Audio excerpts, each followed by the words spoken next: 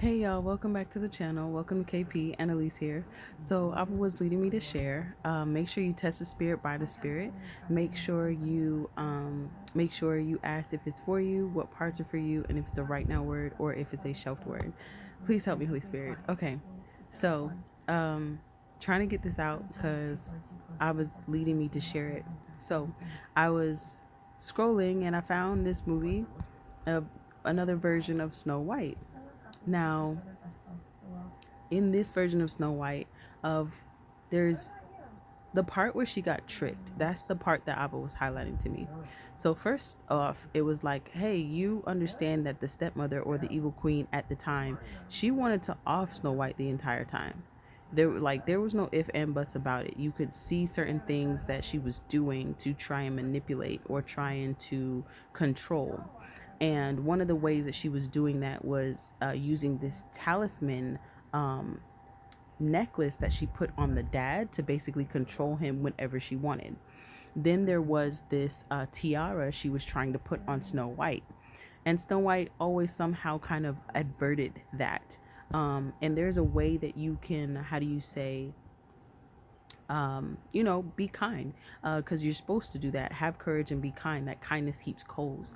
But there's a method to the madness in the space of like when you are dealing with certain things, you cannot, how do you say, um,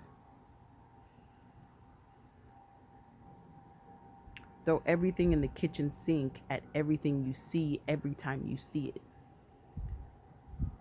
How, thank you, Holy Spirit, how you have Jesus who had Judas knowing what he was going to do, knowing that he was going to betray him, knowing that he was going to sell him for 30 pieces of silver, knowing that he was going to do that, and still had him close enough to kiss him, to feed him, and to wash his feet. You have to know how to be in this posture and space to know those people that literally want to off you and be able to not retaliate, not take it personally, and not take it into your own hands to vindicate yourself. So there is like method to the madness, and sometimes that space of like foes and frenemies, that kindness heaps coals works, but there are different angles and there are different levels, especially when they're trying to off you and they're not playing about it. Sometimes, frenemies and foes, they can be to a point where they're just so covetous, they're just so envious, they're just so hate filled that they want to see you hurt, they want to see your demise. And the more that they want to see you hurt, if your demise comes from hurting you, it's like, oh well. But there are some that literally have this intention to literally see your demise, and they want to see your demise off rip. With that being said, that kindness heaps coals is a method and a strategy you can use. Again, this is being Holy Spirit filled and Holy Spirit led to know which one to use for which one. Sometimes you might have ones that are similar or the same, but you don't necessarily use the same strategy for that same um, uh, level of demon.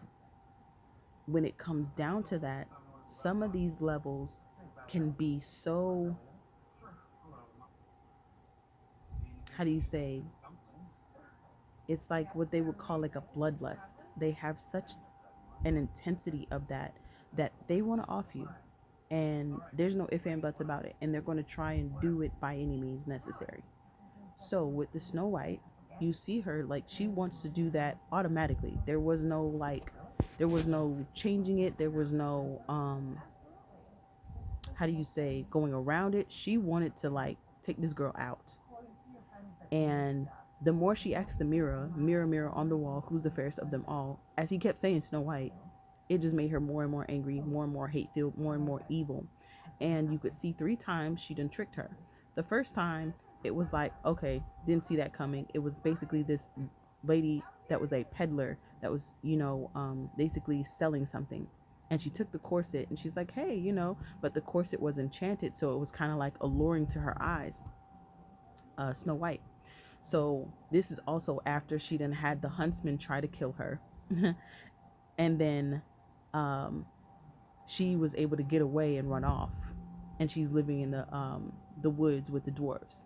So the first time the evil queen got wind of, oh, okay, she's still alive, she's not dead, okay, let me go find her, and she uses the disguise of the peddler to basically take this corset and put it on her, but tie the corset so tight that she can't breathe. So that first one was just like, you already knew she wanted to off you, she sent the huntsman after you and you got away. Be alert, like be alert, be alert. I'm getting somewhere, flow with me. So be alert. Then you have the space where, okay, she had the peddler that came, and it was just like how she literally wrapped her and got the corset on her to be able to strap her in it. I'm just like, how is she even able to do that? But it's like, okay, she's caught off guard. When you're caught off guard, you're not premeditating a reaction. You know what I'm saying? Like, you're not like, hey, let me do this in case this happens. Like, and sometimes, you know, when you're caught off guard, that means you not on guard to have a reflex or to have a reaction when you're doing something. So the next time, it's actually this little girl that comes to the door. This is supposed to be seven dwarves that live out in the woods. That the way that they make it seem is that they're the only ones in the woods. Now, it's not that people can't come by or come through the woods, but no neighbors, no nothing. There's just this little cottage, and you have these little seven dwarves that go to these mines every day or whatever. You're not usually going to see a little girl. So when the little girl came to the door, it was like, okay, be suspicious. But but she wasn't. She was just curious, and she was trying to help the little girl and everything. And there was a bunny that was in this version that was basically like, hey, it's the evil queen. And as soon as the bunny said it, the little girl jumped up and put this poisonous comb in her hair, and basically it kind of like poisoned her, and she was just like, ha ha ha, and then she spun away. um so there's that one. And then you would think, okay, maybe she would catch on. Maybe she would catch on. Then the third time, she is actually something happens with this earthquake, because they understand, like, okay, with the evil queen in this one, when she has eyes on everybody, and when they're not doing what she wants, she basically sends this earthquake where everything just starts shaking, and it basically enchants them and makes them do what she wants them to do with whatever she's looking at, or what she have. Like, okay, for example, in the movie, the dwarves, they were in the mines, but they weren't really deep in the mines. They were kind of just at the top, and they were having like tea and little cakes or whatever. And she was just like, they're not working hard enough. So she basically shook the earth or whatever, and then made it so that they had to pick up their axes, and they went deeper in the mine, and they started to dig, and they couldn't stop themselves until the rocks came crashing down, and then they got stuck under this mining barrel thing. So it was stuff like that she would do. And so she shook the earth. Basically, there was like this earthquake, and then there was happened to be this old lady, this, like how you have in the original movie, the hag, and she was stuck underneath this mining barrel. Her being stuck underneath the mining barrel, the bunny's like, bruh, you ain't learned from the last time and the time before that the evil queen, and she's trying to off you, and she's sending all of these. You don't think it's coincidence? You're not kind of quite suspicious of this one? Like, hello. And then Snow White is just like, I have to be kindness, and I have to be kind, and I can't walk in a space of not having kindness toward everybody, no matter what. I'm getting there. So she basically helps the old hag from underneath the mining cart. And as soon as she helps her from underneath the mining cart, she's like, I gotta get my equilibrium. Oh, my apples. And so she bends over and picks up the apples to help her. And she's like, that's a special apple. It's the sweetest apple during this time of year. So, of course, Snow White takes a bite of the apple. And it's like, bruh. So Abba was speaking to me heavy that a lot of us can have these Peter like hearts, where there are certain things that are poked or provoked with us in the space of tugging at our heartstrings. That's your mom, that's your dad, those are your siblings, though that like it's a lot of tugging at the heartstrings that blinds you from the danger. And that is kind of piggybacking off of the previous video, because we were breaking down like the whole picture of it all, the whole meaning of it all, in the space that you have Satan and his minions, Puny Boy and his minions, that are literally trying to keep you bound and keep you in that space of not knowing whose you are and who you are, by keeping you stuck and bound to chains like people pleasing, perfectionism, performance, codependency, counterdependency, keeping you in that space because you're always going to be in a very low self-esteem and low self-confidence and very insecure state. When you're in that space, you're not seeing clearly. And if you're also in a space where you have like, just trauma and triggers, you're also in a space of PTSD or CPTSD, where you have you're constantly in a state of survival, that flight, fight, or freeze all the time with everything. And so that it makes you treat everything, when you're in survival mode, it makes you treat everything like it's not going to last. It also makes you treat anything new in a space of fear. It also makes you treat anything that you are in to be comfortable with it in the space of like, this is the devil that I know. So that's what we were talking about in the previous video that kind of ties into this one. And this is where he showed me like just unfolding it in a different angle, where you're looking at having such that Peter like heart, where that's pulling at your heartstrings to basically deceive you, and that deceives you into basically being tripped up into that danger. It's how they will talk really nice, and they will talk really nice to kind of what you call, but then it just literally takes you for the okie doke, and you're literally just going through the same thing over and over again. Hence, thank you, Holy Spirit. He's bringing to my attention that part where I was talking about the Thanksgiving part. Had I let that pull at my heartstrings to do that, as far as in the Thanksgiving thing, because when I say they pulled out the stops, oh my gosh, they pulled out the stops. Puny Boy was not playing. He pulled out these stops. And what I mean by that, it was like calling back to back, back to back, back to back. Did your plans change? Are you coming? Are you coming? Come on, you can come, you can come, you can come. Literally like trying to at first keep asking, but then because I wasn't giving in, it was a space of then it becoming an argument, in the space of arguing why I wouldn't come, or why I wouldn't what you call it. And so you can see that in the space of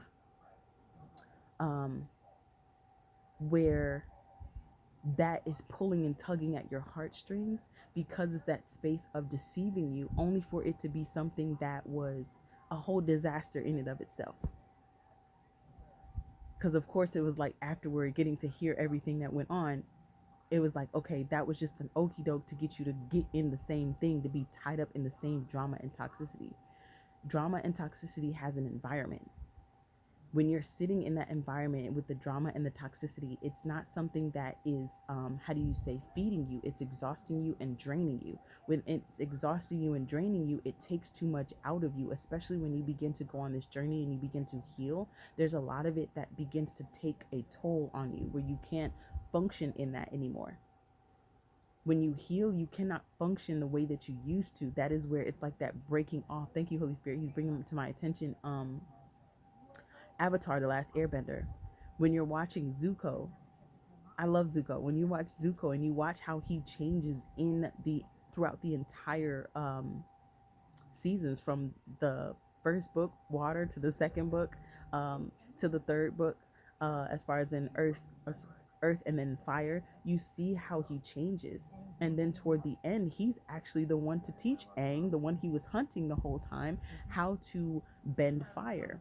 But you see that there's a transition that's going on. When he's having that transition, his whole body is in shakes. There's a point where he's actually like sleep for days, because his body is literally just like It's separating the wheat. Thank you, Holy Spirit. Separating the wheat from the tare. The tare is coming out. That the waste is coming out. The things that aren't for him and that aren't in his purpose are coming out. All of that stuff that he was trying to do, as far as in striving to please his father. His father wasn't necessarily in a space to like hate him, but his father definitely overlooked him. And it wasn't something that he was like, he basically literally put this space of performance on him. Like, you need to perform well. Not only do you need to perform well, you need to look well and don't embarrass me. And that one time he did, he got the scar on his face from doing it Agni Kai. And it's like, wait a minute, I I'm your son. You want me to Agni Kai with you? What? And so when they did it, that's how he got that scar on his face, because he was trying to be helpful in the war room, but because he outspoke, that was embarrassing to his dad. And his dad was very, just like, you could see how Azula was the one that he really appreciated and adored. But you see how their demise came toward the end. But you, like I said, you also see that estranged relationship between Zuko and his dad, where it's just the dad did not see him, did not hear him, did not look at him any type of way. And the only time he did was when Azula kind of set it up just so that he could, and that way he can kind of get back in. But it was only because she wanted to basically set him up. So, hey, if the Avatar is alive, you get blamed for it, not me. So Azula was just using it as a setup. But you got to watch it all. And if as far as in, Avatar goes. But the point being is that he had to really understand where who he was, because he had to go back, and he had to go back too to understand. Thank you, Holy Spirit. He had to go back to understand who he really was, understanding that his grandfather was actually the Avatar, as his other grandfather, because he has, of course, you got the maternal grandfather and then you have the paternal grandfather. So his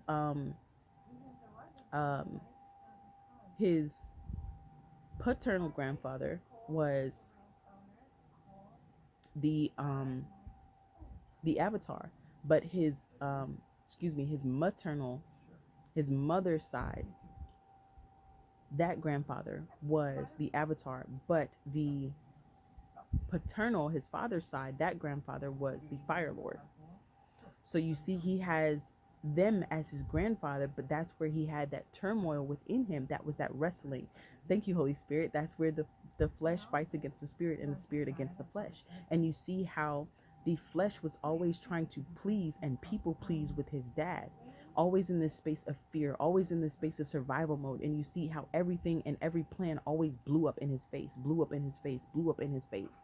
But only when he started to understand what he was really fighting for and who he really was, and having to go back and discover that he had the Avatar and the Fire Lord as his grandfathers, that's the time when he began to understand, okay, whoa, what is really happening here, as that war within him. And then he began to understand like what side he was really on, what side he was really playing with, because his father was really starting a war with all of the nations just to have control. And of course he followed his uncle, which was just the most pleasant, peaceful, what you call. But he won't look. He could fight now. He don't. Uncle don't play. So it's that space of understanding when to be kind, and when you gotta pull out that sword. You can't. Thank you, Holy Spirit. Let me not get ahead of myself. But the point being is like that struggle that he had. You could see that point where he began to just want to appreciate more in life and understanding more of who he is, and like, hold on, I'm chasing after something that is not even going to get me what I'm actually after. And he also began to realize at some point that what he's after, his father's never going to give him. And so he had to let it be that space that died. He just had to let that die, and that version of him die. Excuse me. But yes, this is part of it, as being the whole point of it all as well. That whole point of it all, but then this aspect of it, of just, you cannot have that Peter-like heart that's sitting there trying to give chance after chance after chance. Yes, still walk with the principles of God, but just like, thank you, Holy Spirit, just like with David, he knew when to, hey, touch not mine anointed, but then he knew when to, hey, off with their head. When Abba would say, come in there, clear everybody out, don't take the spoils. He knew, as far as in every time he's coming to Abba, saying, hey, shall I pursue? Shall the enemies be delivered into my hand? It wasn't a space of like, um, be kind, be kind, be kind, be kind. Because there's a level of the lamb of Judah, but then there's also the lion of Judah. And you have to understand, like, hey, there's a time to be the lamb, but there's a time to be the lion. Thank you, Holy Spirit. Ecclesiastes 3. There's a time and a place for everything. And so with that being said, you could see in the where it's like she just had her guard all the way down, and it was this space of pulling at her heartstrings with the peddler that needed to sell something, the poor little girl that seemed lost, the old little lady that seemed to need help. It was all of these things that were pulling at her heartstrings that she wasn't trying to look past, to be like, okay, maybe this is the evil queen trying to deceive me. And it was literally every single time deceiving her to then try and harm her in a way that was offing her. And luckily the doors were able to get the corset off. They were able to put something on the hair to like nullify the poison. And luckily toward the end, as far as in eating the apple, that actually got choked up in her throat, and she fell out of the little coffin, the little glass coffin that they had for her, and she popped it out or choked it up. You know what I'm saying? But it's like that be the part where Abba is protecting you, but you still, the enemy is coming, whether you understand it or not, whether you know it or not. And that's part of the ways that he will come. It's playing at that Peter like heart with those heartstrings, especially when it comes to the family dynamic, and even the friends and the coworker dynamic, because sometimes you might not necessarily have so much family, but you might have friends that are like family or coworkers that are like family, but you don't know what is going on. Everything is not what it appears to be. Everything is not what it seems. Abba looks at the heart. You see the outer appearance. Abba looks at the heart. How Samuel was going down the line of Jesse's sons, like this one, this one, this one. Abba knows the heart. He knew, okay, no, it's David. Jesse, do you got any more sons? Oh yeah, he's with the sheep. Oh yeah, like an afterthought. And it's always the underdogs. It's always the underdogs, because we're just cut from that cloth. And with that being said, it's a space of just, you have to know when it's that space to be that lamb of Judah and then be the lion of Judah, because there's that space of pulling at your heartstrings, because that's what it will be. Like I said, when I say puny boy came lined up, he came lined up. First it was like, oh well, there's everybody's gonna be there, we're gonna have this and we're gonna have that, and everybody, and this is maybe the last time we'll be able to do it. Like when I say the stops were pulled out, the stops were pulled out, and then it became to a point as it got closer that it became more and more of an argument, more and more of a tug of war, more and more and more and more and more. And it's like that was a space of that pulling at the heartstrings to pull and tug and lure me in, so that I would be sitting in a space to be now in the same cycle, going in through the same cycle again and again and again, that same cycle where it's just that pulling at your heartstrings to get you to stay in this toxic drama filled state, that space where you're people pleasing, that space where you are in perfectionism, that space where you're in performance, that space where you're trying to um, please people and please others, that counter dependency, that codependency. The codependency really tailors to, thank you, Holy Spirit, this part of just like you need somebody or you need somebody else to in order to do something, that kind of cuff to the crowd. That counter dependency is you trying to do everything yourself. And you basically pouring from an empty cup and being burnt out and exhausted while you're trying to do everything. You don't know how to say no. Not only do you not know how to say no, there's no boundaries whatsoever. No boundaries whatsoever. And so they don't know when to stop or when to stop asking, because takers will keep on taking and givers will keep on giving. And you as a giver have to know when you're people pleasing, and you have to know when to put that wall up. You have to know, because sometimes that looks like you being that lion of Judah that gets to bite. that's what it will look like and that's what it will feel like to them. But it's that space of you understanding that it's to keep you in a cycle of that so that you never come up for air. If you're always on fumes, if you're always burning the candle at both ends, if you are always pouring from an empty cup, you're never really living. You're always in this space of in survival mode. You're always exhausted. You're always um you know looking at everything with suspicion. You're always comfortable with the devils that you know. You're always suspicious of anything new that's trying to get you out of what you're in. You get me? So that's the part that Abba was giving me to share. Did we have anything else, Holy Spirit? He was just really just pulling at that space of like, hey, that tugging of the heart, the pulling of the heartstrings, how she kept being deceived and was like, girl, why are you not suspicious of nothing? Like, hello, she tried to off you here, tried to off you, like, why are you not suspicious of nothing? But it's still all that space to say that Abba comes through every single time. He's gonna, no weapon formed against you shall prosper. What it came to do, it didn't do what it came to do. Every time she was fine. She was fine. But still, it's that space of let's not be ignorant. Let's not use wisdom to be able to maneuver around things. Let's not be deceived with the things as far as in pulling at the heartstrings to be then caught into these cycles that keep us chained and keep us in the same patterns and habits that continue to breathe on generational curses. Get me? Okay. That's all Abba had for me to say. Remember, God is love, Jesus the way, the truth, and the life. And I will see you guys on the next video. Ciao.